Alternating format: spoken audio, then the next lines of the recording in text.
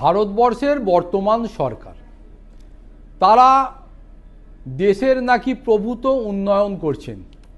দেশের গরিব মানুষকে কোনোভাবেই আর গরিব থাকতে দেওয়া যাবে না, সেটাই ভালো। দেশে গরিব থাকবে না, মানুষের দুঃখ কষ্ট থাকবে না, জ্বালা যন্ত্রণা থাকবে না, এর থেকে ভালো আর কি হতে পারে। কিন্তু মুখের কথা আর কাজ, এ তো সেই একটা কথায় আছে, there is the big gap in between the cup and lip. অর্থাৎ কাপের সঙ্গে ঠোঁটের দূরত্ব সে তো আর বোঝার নয়। প্রতিটা বিষয়েতে মানুষ উপকার পাক আর না পাক, দিনের শেষে গিয়ে ঢাক ঢোল পিটিয়ে নিজেদেরকে প্রচারে রাখার জন্যে যা যা কিছু করণীয় বর্তমান সরকার এবং সেই সরকারের প্রধানমন্ত্রী নরেন্দ্র মোদী সেটাই করে চলেছেন। মনে করছেন দেশের মানুষ। কেন? জিএসটি থেকে শুরু করে নোটবন্দি, কোনো বিষয়েতেই পেছপা নন তারা। জিএসটি নাকি খুব প্রয়োজন আছে।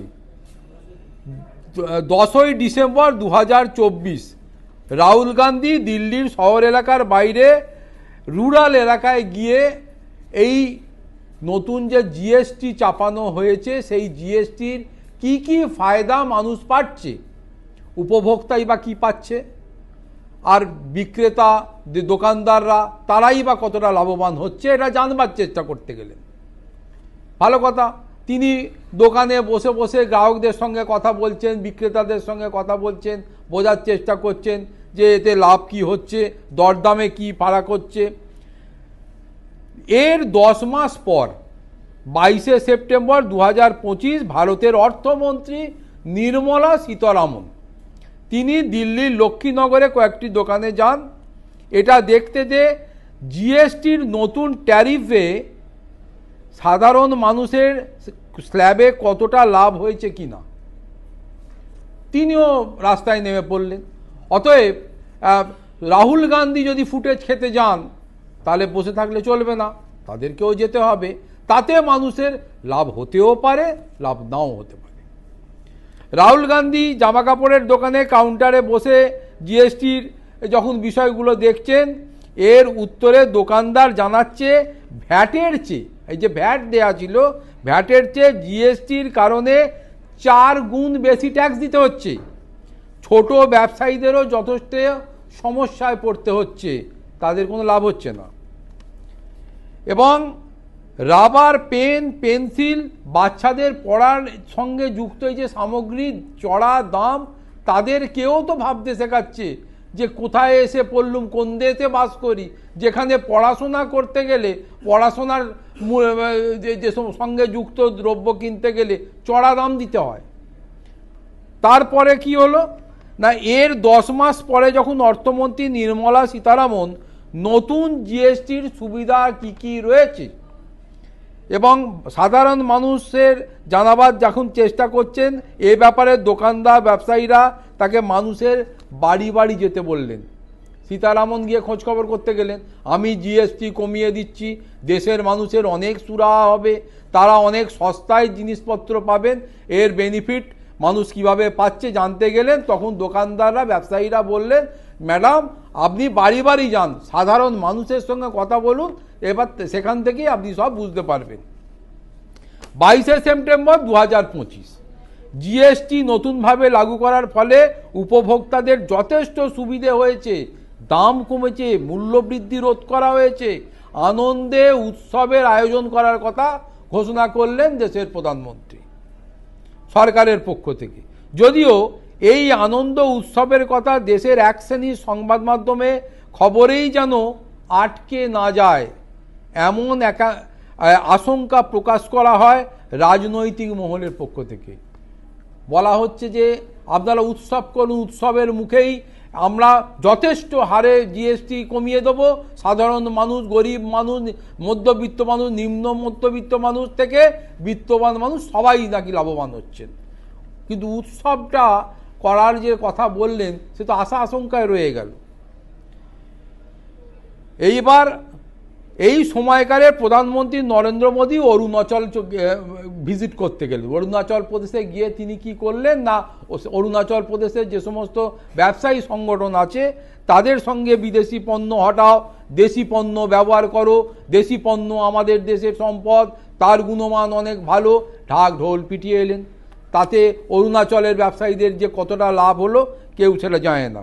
30শে জুন 2017 থেকে প্রধানমন্ত্রী নরেন্দ্র মোদী গরিবের ফায়দা, গরিবের লাভের কথা বলে আসছেন। পূর্বতন সরকার গরিবের সার্বিক উন্নয়ন করতে ব্যর্থ বলে কংগ্রেসকে দুষছেন, কিন্তু এটা বলছেন না কেন 8 বছর পরে জিএসটি কমানোর সিদ্ধান্ত নেওয়া হলো। তাহলে জিএসটি বাড়ানোটা কি ভুল ছিল? মুখে কুলুক, এ বিষয়ে একটাও কথা নেই। কথা বললেই তো বেরিয়ে পড়বে ঝুলি থেকে বেড়ালটা।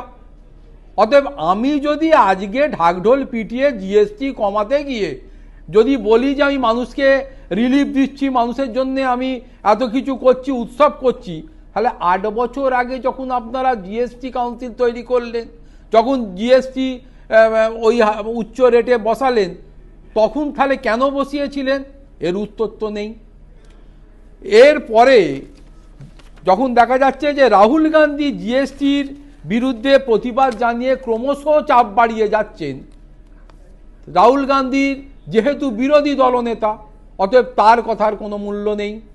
অতএব আমি যখন মনে করলাম 8 বছর পরে জিএসটি কমাতে হবে, তখন আমি ঢাক ঢোল পিটিয়ে ঘোষণা করলাম আমি গরিবের উন্নতির জন্য আমি মন প্রাণ ঢেলে দিচ্ছি, আমি সাধারণ নিম্ন মধ্যবিত্ত মানুষের সুরাহার লক্ষ্যে আমি কাজ করছি। কিন্তু কখনোই বলছেন না যে এই 8 বছরে কত টাকা, কত কোটি কোটি টাকা আপনি ওই জিএসটির মাধ্যমে ইনকামটা করে নিলেন। কেন এখনও নাবিশ্বাস উঠতে চলেছিল এই সাধারণ মানুষের, তাদের সুরাহা 8 বছর পরে গিয়ে কেন মিলল? কেন দেশের ছাত্রছাত্রীরা, যে সমস্ত পড়াশোনার সঙ্গে যারা যুক্ত, তাদের পেন পেন্সিলের পর্যন্ত দাম জিএসটিতে কেন বাড়িয়েছিলেন? সে উত্তরটা আপনি দিচ্ছেন না। ফলে দিন যত গড়াচ্ছে একটা বিষয় পরিষ্কার হয়ে যাচ্ছে যে আগে নিজেকে প্রচারে রাখো, সরকারকে প্রচারে রাখো, দিনের শেষে প্রচার সর্বস্ব করে মানুষের কি উন্নয়ন হলো 144 কোটি লোকের কথা আগে না ভেবে আগে প্রচারে থাকতে হবে। অতএব তাদের উপকার হোক আর না হোক, আমরা রাশিয়ার কাছ থেকে নাকি সস্তায় তেল কিনছি, অথচ আমার দেশের মানুষ সেই উচ্চ দাম দিয়ে সেই তেল কিনছে। তাহলে সস্তা তেল কেনার বেনিফিট সাধারণ মানুষ পাচ্ছে না, তাহলে এর অর্থ কি? অতএব অর্থ খুঁজতে গেলে চলবে না সরকারের কাছে, খালি ঢাক ঢোল পিটবে আর সেই আওয়াজ শুনেই দিনের শেষে থাকতে হবে।